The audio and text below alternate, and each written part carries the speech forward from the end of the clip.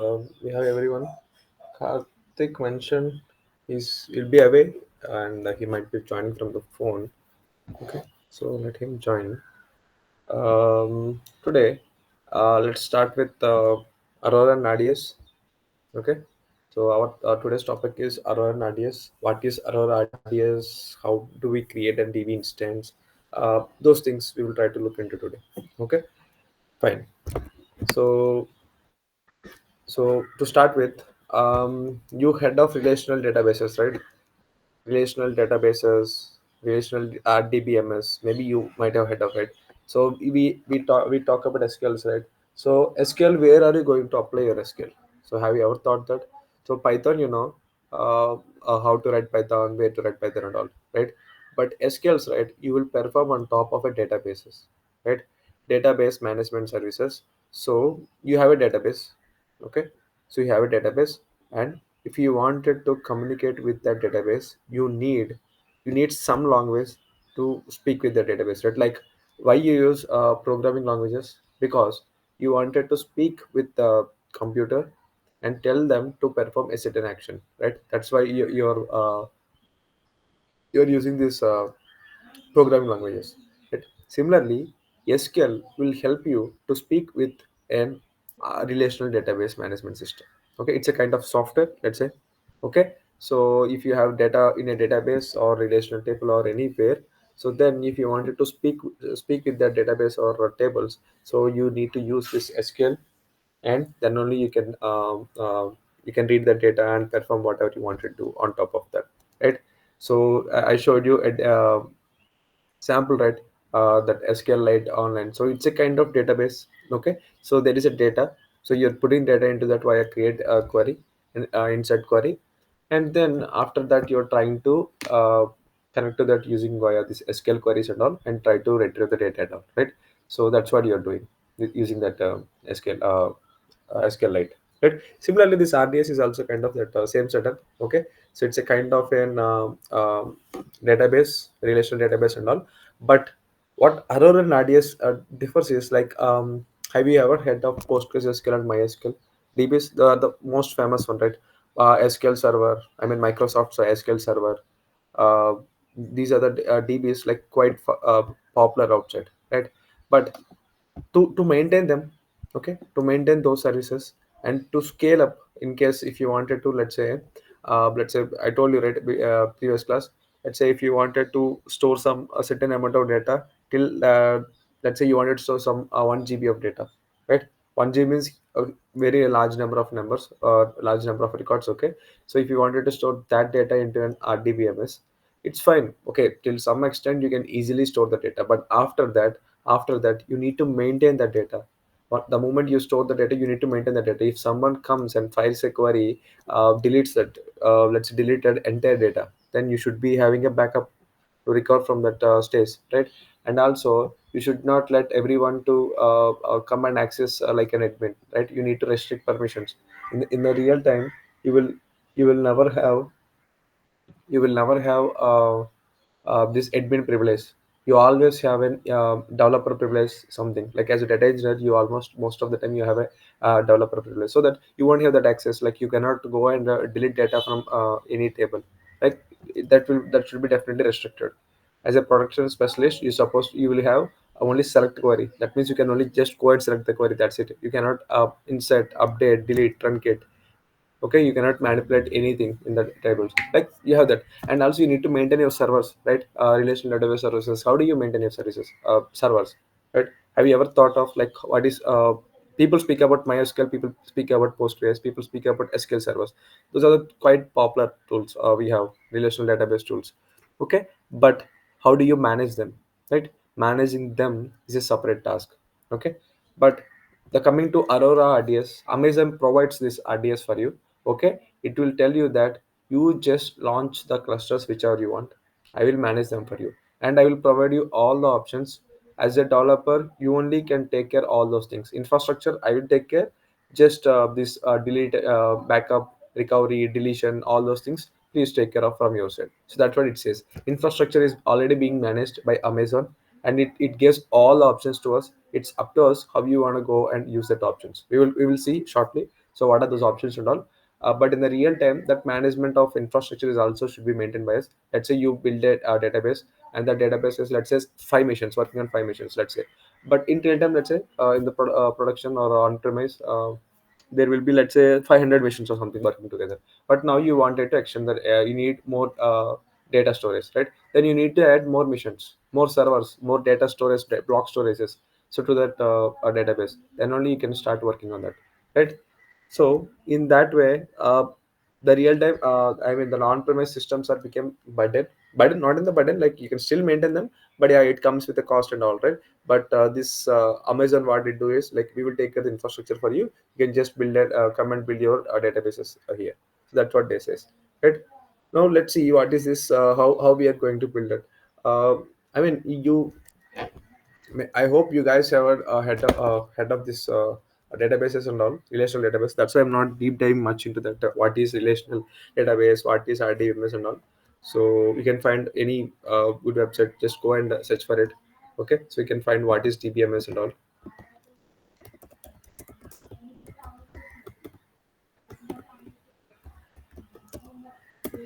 Okay, so you can just find them. These are the Oracle database. These are databases available: Oracle database, MySQL, Microsoft SQL Server, Postgres, SQLite integrated, Microsoft Access, IBM, FileMaker Pro. Maybe these are the few. You will have many more. Okay, but most popular ones are MySQL, PostgreSQL, Microsoft SQL Server, and Oracle DB. Okay, these are the most famous one. IBM, very hardly. In my personal experience, I worked mostly with PostgreSQL and Microsoft, sorry, MySQL. Okay, so these are the most two most which I used. Okay, but in your case also, it could be different. But here the thing is, maybe the tool is different. Maybe the DBMS software, Oracle, there are four different softwares, let's say. But you use same SQL to connect with the data. Okay, same SQL, but maybe the syntax little bit varies, very little bit, maybe 10%, but 90% of the time, 90% of the time, it's the same.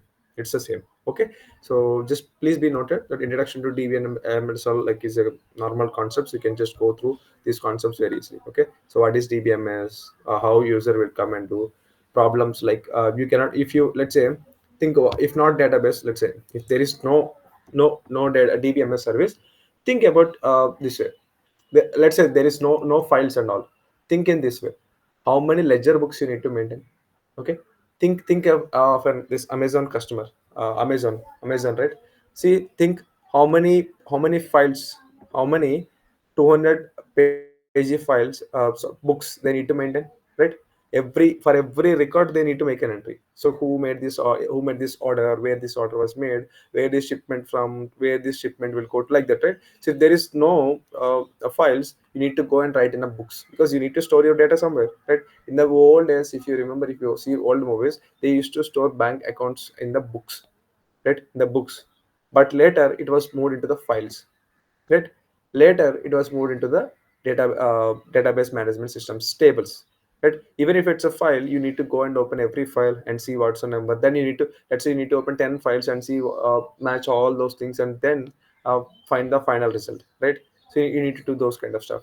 You can think in this way, like, you have employee table and department table. If those two are different files, then what you need to do: open an employee file, open a department file, and try to compare with them, right? Manually, which is a bit difficult, right? That's where this traditional file based system problems they're mentioning. Okay, so this is what this DBMS and all is solving. Okay, you just have the data inside us. You just define a schema and put the data inside us. We will take care of that. You can just access this via SQL. Okay, that's what this is. You can access via SQL, all this kind of stuff. Okay, so there are types of DBMS, relational database management system, and NoSQL DBMS. If you remember, in the previous class, we discussed about NoSQL DBMS, right? NoSQL DBMS, which is DynamoDB, right? DynamoDB is NoSQL DBMS, which is key value pairs. DynamoDB is for key value pairs, and this RDBMS is relational database management system. Okay, here you can maintain the predefined schema and you can put the data there. Okay, so These are two different, and you have many more. Like you have many more. If you go and ask how many databases, types of databases in Amazon, it will be overwhelming. There are so many. I think 30 plus database, different types of database and all. But we do not need all those. We just need just this NoSQL, DBMS, and these relational database management systems. Okay, so network database, cloud database, database languages. We already covered this thing in the first class, right? So what are the difference, right? Data definition language, data manipulation language, data control, transaction control language, all this kind of stuff, right? Now, what is DDL? DDL, DML, DCL. Just go through these kind of documents. That's it. That will be good enough. Okay, so that will be good enough. I'm not going to discuss more on this. Let's continue with the practical class.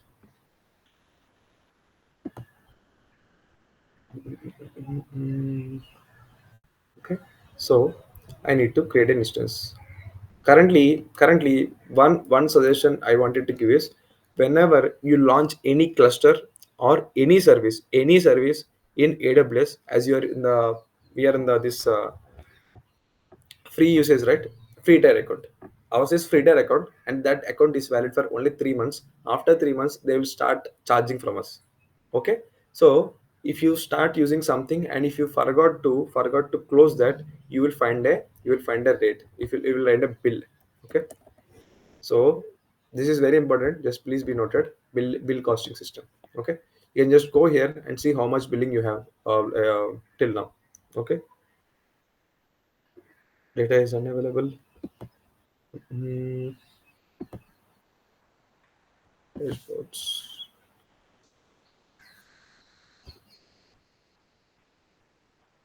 Mm, see, $1.83 because I haven't done much. Similarly, check in your side as well. What is the billing cost and all? Okay, so always be make sure that whenever you use any service, let's say today I'm going to see these are the services I use till now. Glue, CloudWatch, data transfer, DynamoDB, KMS, Lambda, location service. These are few which are automatically used by in the background. Okay, secret manager, simple notification service, simple queuing service, simple storage, excellent. Right. So these things. Always make sure that whenever you run anything, before closing your account and all, just try to make sure that you close that services and all. Okay, just if you start the cluster or something, right, those clusters should be closed, otherwise you will get a bill. Okay. You can ask me like what happens, sir, if I do not pay the bill, if the bill is too much. Nothing happens. AWS won't allow you to use that account. That's it. So it happened with me. So I got some $1,500 or something, but I couldn't pay that. So I do not want to pay that. Because why? Because unfortunately I missed it. I missed to close that cluster and all, but I do not want to pay that. So I just ignored that, and I cannot use that account anymore because the AWS will block us. So I need to create a new account and all. But currently they are blocking new account creation as well with the different mails and all. But yeah, I'm not sure. But just please be aware that you need to close that cluster at all, which you are using. At least pause that cluster. Okay, cool. Amazon Aurora is a MySQL Postgres compatible enterprise, right? What it says, Aurora is MySQL compatible and PostgreSQL compatible. You what Amazon says is outside you have many options. Okay, you come to me. I also have the same options. Okay, along with so many services like SD, Glue, and all. You come to me, use those services. Okay, use those services. I have all the services available. You can come and use it to me. I will maintain the cluster for you. I will maintain instances for you. I will maintain the backup for you. I will maintain everything for you. Just come and use me. That's it, with less cost. That's what Amazon says. Okay, so you go to Amazon and you will start using those things. Okay, fine. Now let's try to create NDB instance. Okay, so this is the dashboard. If you click on this Aurora database. Okay, so this is your starting base. Okay, now click on this DB instances. Okay, DB instances, click on that. Fine, let's click on create database. Okay, we are going to create a database. Okay, so you have option for easy create and standard create. Easy create means everything is automatically selected. You do not need to worry about anything. Okay, it will select everything and create a database for you. But if it's standard create, then you have the option leverage to select the options and all. Okay, you can select on the standard create. Okay, now engine options. What are the engine options you have? Aurora MySQL, Aurora PostgreSQL. MySQL, PostgreSQL. You can ask me, sir, why we have this Aurora MySQL and normal MySQL. Aurora MySQL means it will help you to work like as it is. Like I told you, right? There will be syntax difference between PostgreSQL, MySQL, and Oracle, Microsoft SQL Service. There is some not minor changes, 10% changes, but here also you'll have the same changes. You can go and use the same MySQL features and all. But Aurora, what it will do is it comes with more optimizations. Okay, maybe MySQL missing some optimizations, right? Some techniques which they could have done to optimize the queries and all. But Aurora MySQL and all, like it will help you with those things. Okay, so just the performance side, Aurora will be more beneficial. So that's why whenever someone go and use this Aurora and RTS, right, they'll mostly go with this either of these two. I personally prefer this PostgreSQL compatible because it's very good in performance oriented queries, wide range of queries, like wide range of functions and all. Yeah, it's very good. But if you want, you can go with MySQL PostgreSQL as well. For now, let's go with this. Okay. Now we want standard create Aurora PostgreSQL. Screen is recording, right? Yeah. Okay. Fine. Now see engine version. View the engine version that supports the following database features. If you wanted to have this, show only versions that support Aurora limitless database. Okay, automatic horizontal scaling. I told you about scaling, horizontal scaling and vertical scaling. Horizontal scaling means it will go like this. Sorry, not this. So horizontal scaling it will go like this, right? This is this kind of scaling. That means you can add one more mission, one more mission, one more mission, one more mission. Vertical scaling means it will go like this. That means in the same mission we need to add more like that. It's kind of bricks, right? Bricks you keep it one on top of another, right? So that's horizontal scaling. If you want horizontal scaling versions, you can check this, or show only versions that support the Pablifish for PostgreSQL. Makes possible faster, cheaper, and low risk migrations from Microsoft SQL Server to Aurora Postgres. See it what it says migrations. So I'll tell you what. Today we got this migration, right? Have you ever heard of migration, right? Okay, in the real time, maybe you had that people from Bangladesh are coming into India, so they are migrated, and people from Bengal went to Bangladesh, they are migrated. People from India went to uh, Pakistan, they are migrated. Like that's what migration. Like one place to another place is a kind of migration, completely. Like they never going back to this previous country, right? That's what the migration is all about. Similarly, in the project, in the real time, right, there is a migration. There is migrations happens. Let's say today, last year, today, in this year, in this whole year, I was very much into this AWS, and I worked everything in AWS. I created every data product, everything in the AWS. Okay. Now in future, I found that what AWS will do. AWS definitely it's a business for them. It's a corporate company, and everything is a business for them. They suddenly increases the cost. Okay. Suddenly AWS increases the cost. Then what you will do? What you will do? You need to migrate all your products data and all your setup from AWS to Azure. Let's say Azure is less comparatively, let's say in case, or GCP, or let's say some other Zoho is coming, right?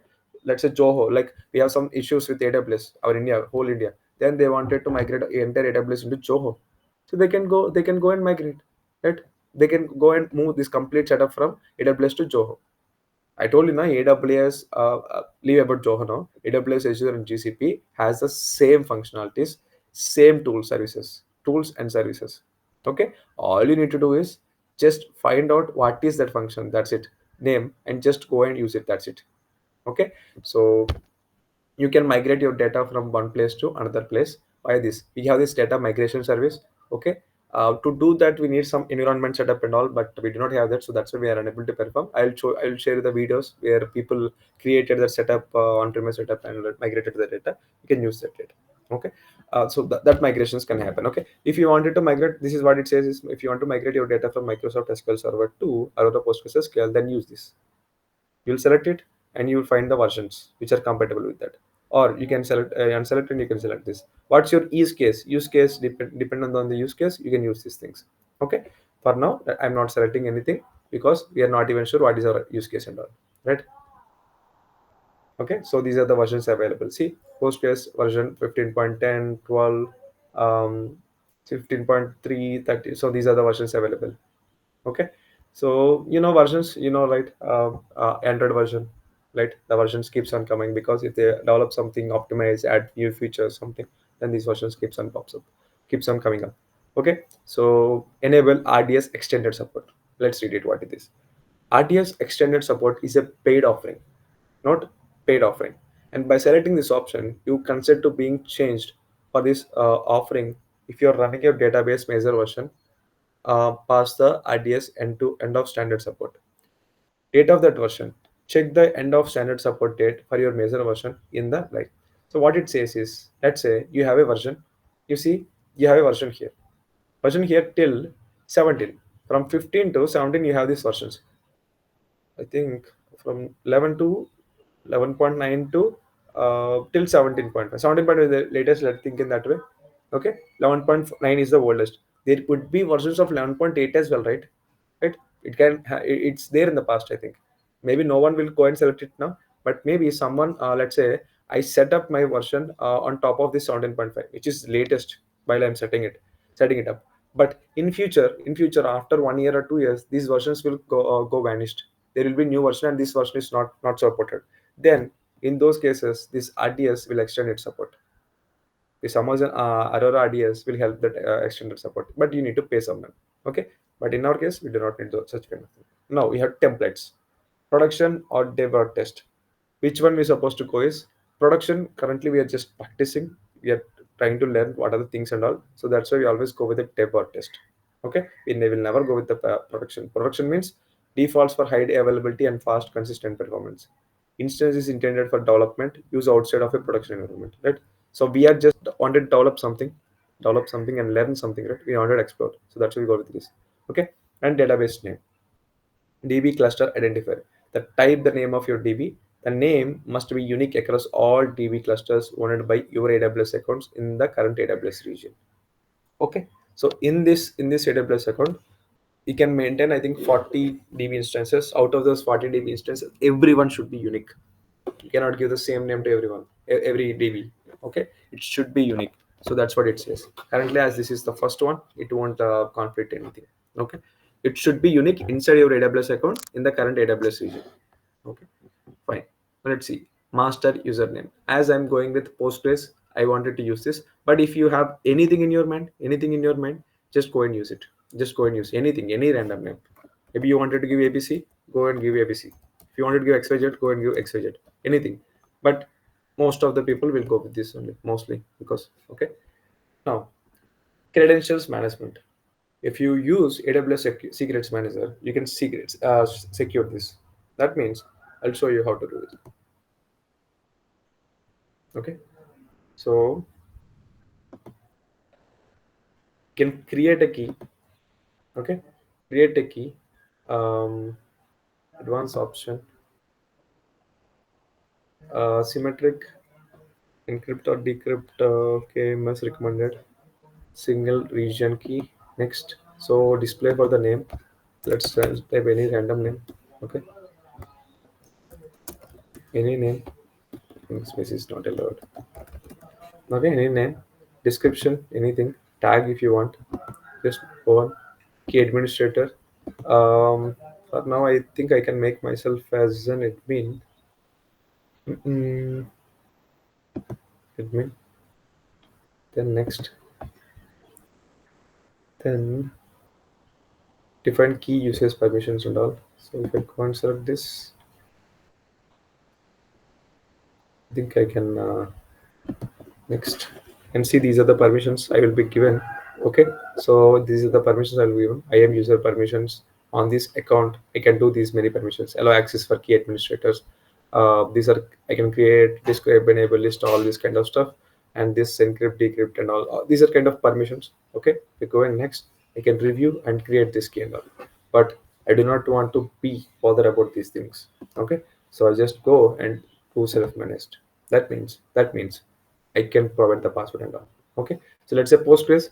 Let's say here I wanted to give password guard. PO. Let me give POST at the rate 123. post@123. What does it says? Is invalid. Okay. Mm-mm.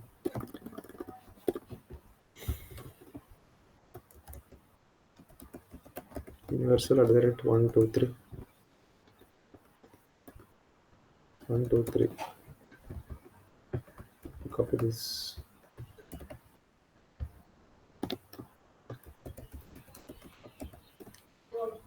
123.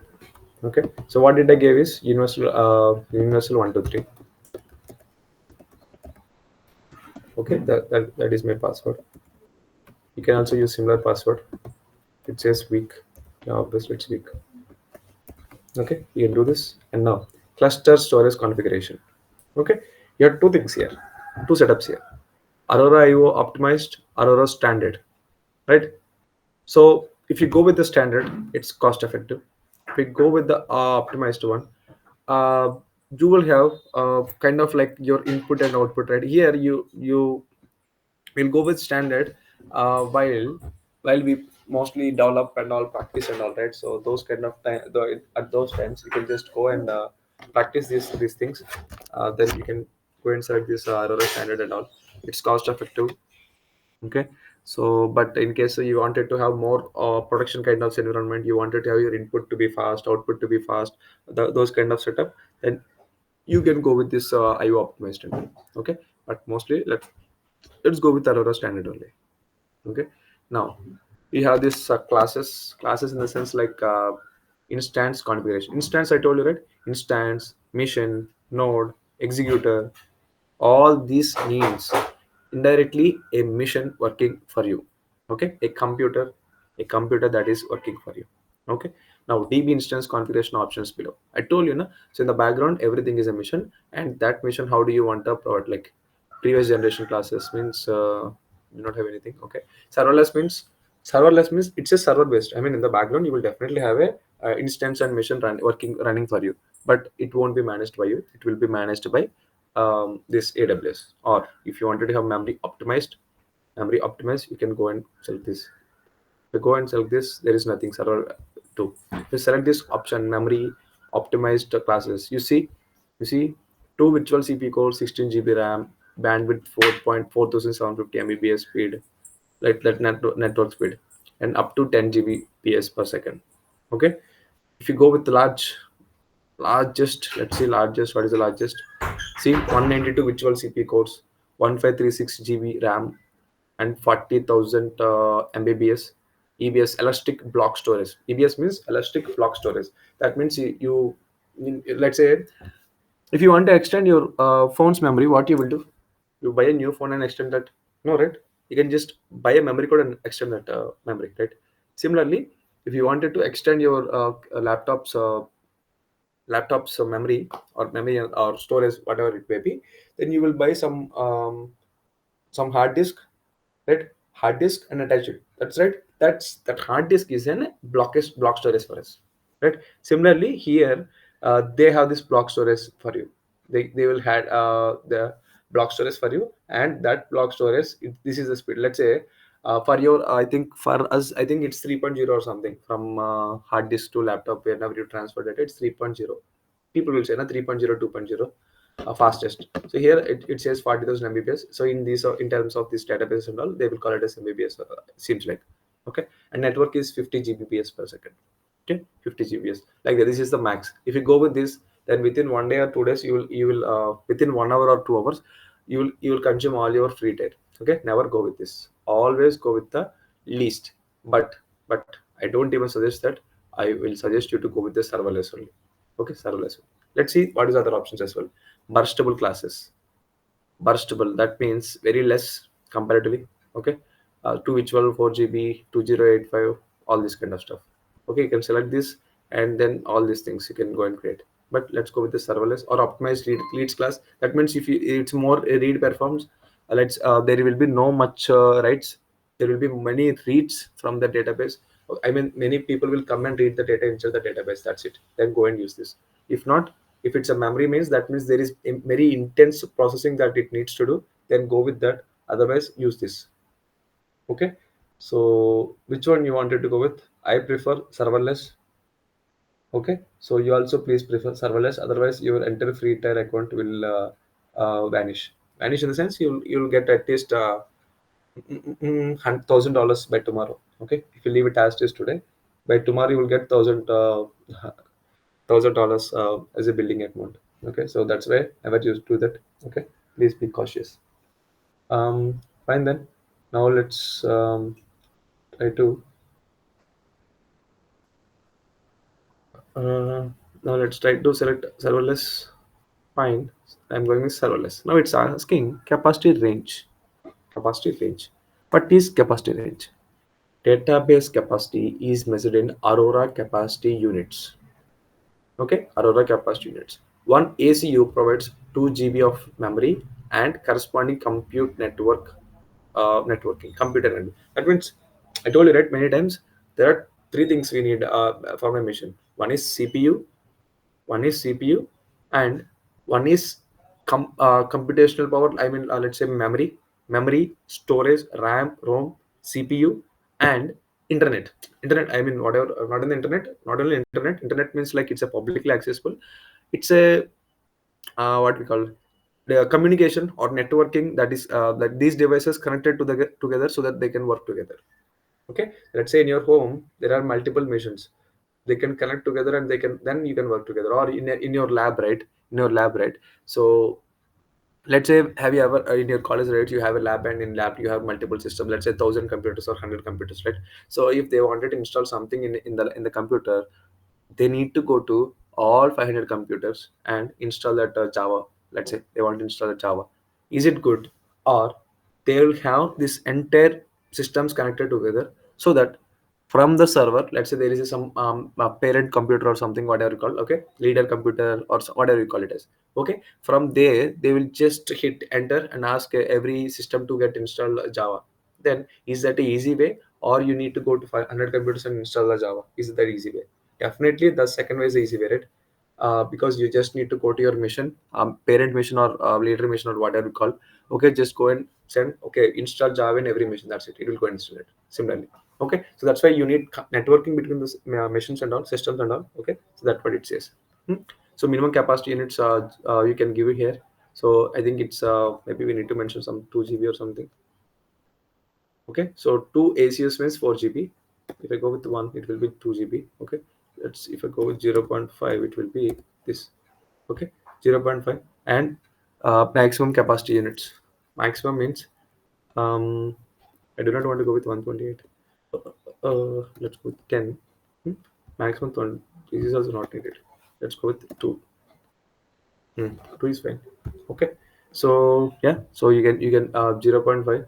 Okay, minimum capacity is 0.5, maximum is 2. That means 1 GB to 4 GB is your range. Okay, 1 GB is your minimum you will have by default. When you launch your service, you will have 1 GB. When you launch it, you have a 4 GB. Okay, fine. Pause after inactivity. I think this is not up to us. Like they will handle it for us. Clusters with a minimum capacity setting of 0 ACUs can be paused. Okay, now, okay. So I can go with the Jira as well. I mean, by default, they won't provide anything.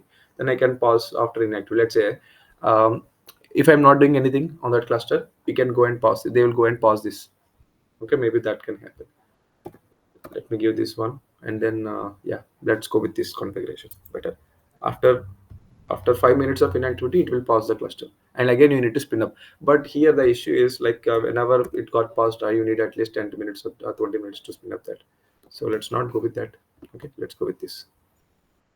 um Multi-AZ deployment, right? Multi-AZ means availability zones. Okay, availability zones. And create error replica or reader node in a different availability zone, recommended for scale availability. Let's say your users are coming from different places, then if you wanted to have this error replicated in different regions and all, then use this. Otherwise, go with do not replica and error replica. We'll go with error replica, do not create an error replica, but we will go with this replica. What happens is, let's say we are in currently which state? Currently we are in North United States. Let's go to Mumbai. Mm, then I need to come from the starting. Okay, always try to create in our nearest region. Okay, so again I will quickly fill this. So I'm just going with the latest version. I'm going with the Devon test. So here I just selected Aurora compatible standard grade and come down database one, and here I will give myself managed. Okay, so universal API, universal API is the password. Then Aurora input output optimized standard. I'll go with the standard. Okay, so here I have serverless option. I'll go with the serverless. Here I have 0.5 ACUs, and here I will have 2 ACUs maximum. Okay, then I will go and create a Aurora replica. Not now, I would create it. Okay, fine. Now connectivity. How do you want to connect to this resource, right? This is an I told you na. So the once you have this Hadoop and map reduce, right, you need to connect it. You need to connect to the parent mission or some mission, right? Because you wanted to connect to that cluster, then only you can submit your job and all. So how do you connect to that job? So you need some entry point, right? Some entry point. How do you go to your college? There is an entry point. Otherwise, you will never be able to go to your college. And there need to be some authentication happen at your entry point, right? So like that. So here also you have these things. So you can do not connect to EC2 mission compute source. Do not set up a connection, or you can set up a EC2 compute resource. That means you will launch an EC2 mission. EC2 means electric compute mission. Um, I'll try to give demo on EC2 as well. So what EC2 means, like, it's a computer. Okay, uh, it's a computer, and you can just connect to that EC2 mission. Every time you wanted to connect to this mission, you just go to log into that EC2 mission and then connect. Let's say this my computer is an EC2 mission. Okay, every time if you wanted to connect with this database, I need to go and log in into this mission, and then only I will be able to connect to it. So that's what EC2 is allowed. Okay, but currently I do not have any EC2, so it says that no EC2 existent. Please go and create an EC2. That works. But let's not use this. Okay. Okay, fine. Network type. IPv4, IPv6 and all. So there are many things. It's advanced concept. Let's go with IPv4 default options. I'm not changing anything. Here also see default option. By default, you will have this VPC virtual private cloud. I'm not doing anything. You can just go with option as it is. Okay. Default subnet group and all subnets, public VPC, these things. Now it's very very advanced concept. Okay, but for now, if someone asks you in the interview or somewhere, you can tell them like there is this DevOps guy and the network team. They used to handle these VPCs and all. Okay, and also in the real time, you won't get access. Even I do not have access to work with this VPCs and all. It's good to know skill, but not some mandatory skill. Okay, there is DevOps guys and all. They will handle all these things. Okay, default. I'm not selecting anything. You see, after this point, after this availability zone, I think after this, I'm not doing anything. I'm just going as is. Okay, till here RDS proxy. Create an RDS proxy means create an IAM role and a secrets manager secret for the proxy. RDS proxy as additional cost. Okay, is a fully managed, highly available database proxy that improves application scalability and resilience and security.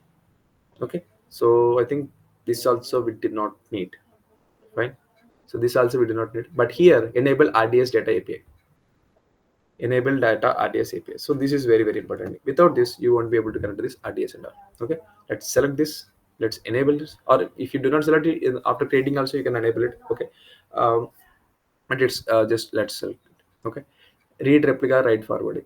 Turn on local write forwarding. Issues write operations from reader DB instances within the same DB cluster.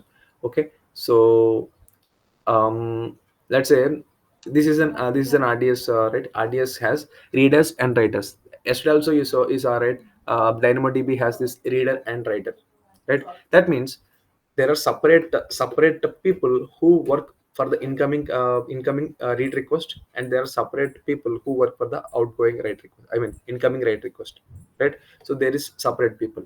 Um, what happens with the read? Let's say if someone comes and asks what is the name of what is the amount of the order I purchased, then what you need to do, you need to go and search for that order and give that value, right? That's a read. That's a read. You're not doing nothing in just. But if someone purchases that order, you need to go and update it. So we will separate those tasks. This same person cannot do both the tasks, right? That's why we'll separate reader and writer. Okay, most of the places you will find this reader and writer. Okay. Okay, database connection, authentication and all, password authentication always active for your database engine. You can turn on additional authentication methods for your database. IAM authentication, Kerberos authentication and all. This thing will work when you're in organization, but I'm not in organization now, so it won't work now. And I think IAM will work, but you only going to access now, so mostly it's not needed. Okay, fine. And monitoring and all, database insights, standard, advanced. Advanced means retains 15 months of performance history, retains only 7 days of performance history. As we are going with this free tier setup, let's go with the database insights standard. Okay. Enable performance insights. Like performance insights means how the performance, when was it up, when was it down. Let's say you have some CPU cores, some memory and all, right, RAM, ROM, storage and all. If something is happening and your RAM is 100% consumed, then what to do? I mean, you will fail, your queries will fail. Okay, so you do not want to reach that situation, then you can just monitor this performance insights at all. Okay, hold on. Then see enhanced monitoring and all. So if you want to monitoring, see, OS metrics can alert every 60 seconds. OS and all will send insights, log their OS and all. Those things you can monitor, but yeah, these are not needed. Okay, additional configuration if you want. Install database, initial database name. um, if you do not specify database name, Amazon do not create a database name. Okay, I wanted to specify, let's say, Postgres DB. Okay, just remember this name, Postgres DB, and DB parameter group, DB cluster parameter group, fail over priority. If it fails, type 0, plus type 0 do. Village instance is in promotion 0 to 1 auto scale along with rated instance and all. So I think these are newly added. No need for all those things. Backup retention period, number of days 1 to 35 for which automatic backups are kept. Okay, it will back up your data. I told you, no, backups we need to do. Otherwise, somehow, let's say I gave access to everyone and someone deleted this thing. Then how can I restore that? It's a very important data. I cannot lose it at any cost. Then you can do this backup and all. So if there is a backup, then you can recover from that backup. Okay, mostly it won't happen, you won't have that access to delete that, but yeah, somehow you do it, then you need to go take a backup from that backup. And copy tags to snapshots, enable encryptions. Like backup, now what happens is, let's say today's what day is tomorrow, today, so it's 31st 10 2025 6:20. So at this time you took a snapshot. Now the name will be saved with this time. Okay, snapshot 18 20 31 10 2025. This is a snapshot.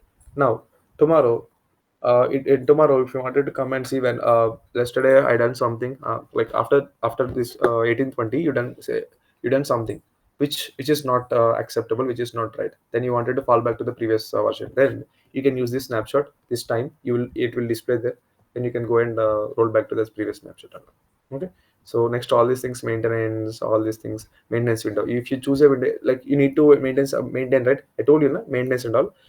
If you remember, um, banks used to send us messages, right? Okay, so there is a maintenance happening, please be aware that there is a maintenance planned at so and so time, like that, right? So those maintenance and all, you can schedule that starting every Sunday. Let's say every Sunday 12 let's schedule this maintenance and all. Okay, for 0.5 hours it will go to maintenance and all. Okay, but let's not select all those things. We do not want maintenance and all. Enable delete protection, protects the database from being deleted accidentally. When the option is enabled, you cannot delete the database. You want delete, just disable and delete it. Okay, so with all these things, I am just starting my database, creating a database. And for your information, this database creation will take some good amount of time, at least 10 minutes of time. Mm, it will take some time. Okay, so meanwhile, you know, right, how to create a database and all. It will be created, but for now, in the today's class, I will pause this database. But tomorrow when we come back, right, see, it started creating. So I used to add on database and also, if I want any database, it's asking, but I do not want any add-on database. Okay, it's creating now. It will take some time to create completely, at least 10 to 15 minutes. But once it created, I will pause it for today. Okay, I'm again repeating, saying that word. I'm pausing. I will pause this database and all. You can just select this and then action. It's not yet. It's available already. Fine, super. You can modify if you can go and modify like this. Mm, okay. So if you want to modify and all, you can go ahead and modify using this. Okay. But databases, let's select this. And if you want to stop temporarily, you can go ahead and stop it. Okay. As it is working fine, let me go and show you how to correct this as well. Okay. So there is a query editor, right? Query editor. Just click on that.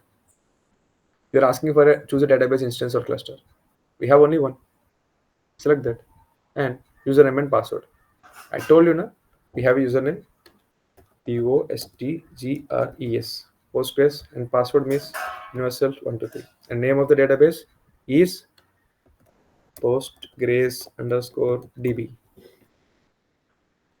I think universal 123 database. See, till here if you come, then you're working fine. Your database and everything is working fine. Just come here and just run a query. That's it. It says cannot find because it cannot find because it's still in creation state now. So that's why it cannot find it. Go and see here. It's still in creation state. So let's give it some time. It will get created. Once it's created, then you can start doing whatever you wanted. Okay. Yeah, that's it. Now let's go and discuss one small topic. EC2. EC2 is a nothing but elastic cloud compute. EC2 means elastic cloud compute. Okay, this is your EC2. Okay, all you can do is just come to these instances and all. Click on instance. Okay, launch instance. Okay, it's very easy. I'll show you. Uh, it's kind of buying a laptop from the Amazon or Flipkart. Okay, I'll tell you. Okay, so the moment you wanted to buy a laptop, what are the things you will check for? The things you will check for: name, name of the EC2 mission. Fine. Let's find. Let's say name here we can give, but there you will find for the name, right? So let's get uh, demo EC2. Okay. Now application OS. Which one you want? Amazon Linux, Mac OS. Mac OS means like Apple, right? Ubuntu, Windows, Red Hat, SUSE Linux, Debian. Anything which you want. Let's say I want Windows. I will select Windows. Okay, Windows and instance types. Okay, now let's come to this is the details about this and all. Like let's say Windows 64-bit. This is the AMI ID and published date and all. So this is the administrator username and all these things. Okay, now come to this instance type. What's the instant type and all? Okay, if you come here and see here carefully, T3.nano, that means two virtual CPU cores, 0.5 GB of memory, current generation true, on demand. This is 0.0056 US dollars per hour. On demand Windows based pricing 0.012 US dollars per hour. On demand Linux based processing, this, and this on demand Ubuntu Pro based processing. Simple, just for the cost and all. Okay, how much cost you wanted? If you go with the T3 Nano, it's less. Okay, if you go with the T3 Micro, it's two virtual CPU cores. The memory increases here, right? Or if you go with this small, it will be T3 and it's two virtual CPU cores again, but 2 GB RAM, and the current generation is 2, right? The cost will increase. Let's go to the final one. See these many instances here, these many type of instances. Okay, so they overwhelming content you have. But see these let's say this is grayed out, but let's go and see 60 family X1E, 64 virtual CPU cores. Okay, 1952 GB of memory, and the price is, let's see, on demand Ubuntu. Let's say if you go with Ubuntu and all window based pricing, let's say Windows, right? We got selected 16.704. See, 16.70 US dollars per hour. If you want to go with, you can go with, but as a free tail, everything got grayed out. I think we have maybe max still. We don't have these much access. Yeah, you see here, max is this. We have 12 virtual CPU cores, 96 GB RAM, and it will cost 1.306 hours is Windows, right? 1.728 US dollars per hour. That's it. Max you can go with this, but let's not never go with this. Okay, never go with this. Always select Nano, mostly Nano. Okay, and how do you want it to connect to this EC2 mission? How do you want it to connect with that? So that thing I'll show you tomorrow. Today it's not possible to demo that. Okay, so I'm just showing. So you can create some new pair here, new key pair. That means you can create this um, test demo. It will create a keyword and password. Okay, via that you can just connect. Tomorrow I'll show you how to log into this EC2 mission. Okay, now security group and all. This is a VPC concept. I'm not going to interfere here. Okay, and this is advanced details. If you want to select anything, you can domain join entry, which are optional. If you want, if you can go and do it. Okay, shutdown behavior. and hibernate behavior, termination, stop production. Like no one want to, if you do not want anyone to stop it, we can use this like that. So all this kind of stuff. EBS, elastic block storage. Like if you want a hard disk, they will add you. Okay, and all these things. Default active virtual CPU cores is 2, which by total is 2. Okay, and metadata accessible. If you want any metadata, what's happening inside, all those kind of stuff. User data has already been base 64 included. If you want to provide any details on something, just go ahead. That's it. This is an easy to mission. So why easy to mission? Why easy to mission means, let's say you want to do anything, like anything in the I told you, na, you have a you have a cluster. In the cluster, one mission is supposed to take your input, take your request, and process that request and give the result back to you, right? What one person needs to do that. Who is that one person? You need to identify. In the real time, it will automatically create, or sometimes you can go and select that option and all. But here you can use this EC2. Let's say you do not have any mission, like in your system. This system, my system, is very lame, and I cannot perform all the operations which I wanted in this system. In those cases, I will go here and launch an EC2 mission, and I will perform all my operations on top of that. Now, in my absence, let's say out of 5 people, right? If anyone wanted to go and access it, can go and access it. If you have the right permissions and all, still go and access it. Okay, the mission is virtual, and you people will work from 5 different places, and you can still go and access the EC2 mission and do whatever work you wanted to. Okay, so those kind of things you can do EC2 mission and all. But tomorrow I'll show you what is an EC2, how to connect to EC2 mission, and what we will do inside an EC2 mission. Okay, and tomorrow we will be having a class. Okay, mostly from 8:30 to 10 we will have a class. Okay, please be noted and join that class. Okay, and Sunday also we will have the class, mostly same time Sunday also. It's up to you. If you do not want, just let me know. If you want, fine. Okay, it's up to you. Just let me know. Okay, this is easy to admission kind of stuff. Okay, you have different types of instant types, you see, right? If you click on instant types, you will see these are instant types here. M6 large, R6 large, kind of machines, like up to 12.56 CP bytes. 1000, there are 1000 plus, but these are the few top. Okay, so 100 plus instant types and all. I do not want to. You can just explore these things, right? Launch templates. Like every time you wanted to go and select everything, right? Let's say you want to create 10 EC2 missions. Do you want to go and select them every time you're launching the EC2 mission? No, let's create a template and use a template to launch each EC2 instance, right? Spot request means, let's say you have a task in a day. Okay, you have a task in a day. That task can be done anytime in the day, which is fine. Only thing is that by tomorrow 7 p.m. when you log in, you need to see the task completed. That's it. Then in those cases, what we will do is, you will list spot request. What we spot request will do is, you will have this bidding option. All you can do is just go and bid. Let's say currently we saw that this nano is 0.00056 dollars or something. If you go and bid it, let's say if this there is this spot instances, what the AWS will do is, let's say if there is high demand, they will increase the price of these instances per minute or per second prices. But if there is no demand, they will reduce those prices. Then you can go and use it. Now what we will do is, we will quote that price. Let's say if it comes below this 0.0025, then let assign that to me and run my task on top of that, like that. You're bidding a mission. If that mission comes under your expected price, then you will go and use that mission for that day, for the task which you wanted to run. Okay, those kind of things you can do. Savings plan, if you wanted to save the cost, and also you can use this. Reserved instances, dedicated host and all. Okay, these things we can explore tomorrow, but that's it for today's class. In case of any doubts or anything, just let me know. Okay, you see instances is available now.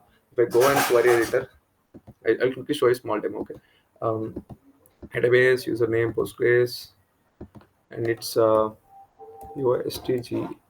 I told you, no, just remember Postgres underscore DB. Go to database. Run this.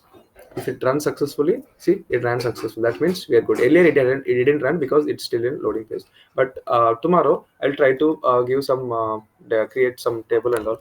Create a table, table name. Okay, I'll give those kind of stuff and try to run some queries on top of this. Okay, fine. So that's it. Now in front of you, what I will do is, I'll go here, select this actions, stop temporarily. Acknowledge that stopping DB only pauses billing for instance hours. The DB instant is set automatically on November 7, 2025, 16:33. Right? 16:33 tomorrow, same time, it will automatically restart. November 7th. By if stopping the DB for up to 7 days. Okay? Or let's see any other option. I think we have only that option for now. Let's pause it. Or if after these classes and all, like I will immediately delete this thing. But for now, I'm just pausing it because if I go tomorrow, if I need to create again and it will take some time, it will waste of time. I'll just stop in temporarily. Fine.